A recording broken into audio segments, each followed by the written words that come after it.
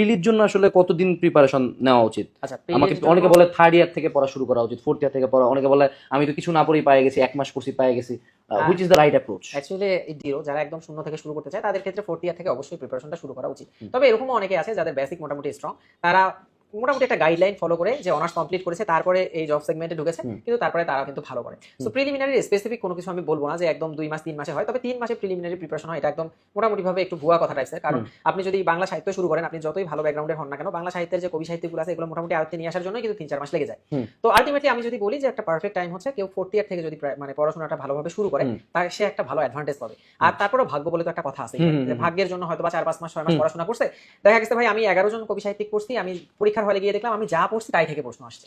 আবার আমি অনেক কিছু পড়ছি কিন্তু আমি যেটা বাদ দিছি সেখান থেকে প্রশ্ন চলে আসছে। তো সেই ক্ষেত্রে ব্যাপারটা আলাদা। তবে একটা প্রপার গাইডলাইনের মাধ্যমে কেউ যদি, আমার মনে হয় যে 8 মাস থেকে 1 বছর বা 1 বছর 2 মাস 3 মাস এরকম প্রিপারেশন নেয়, প্রিলিমিনারি একটা পারফেক্ট প্রিপারেশন হবে।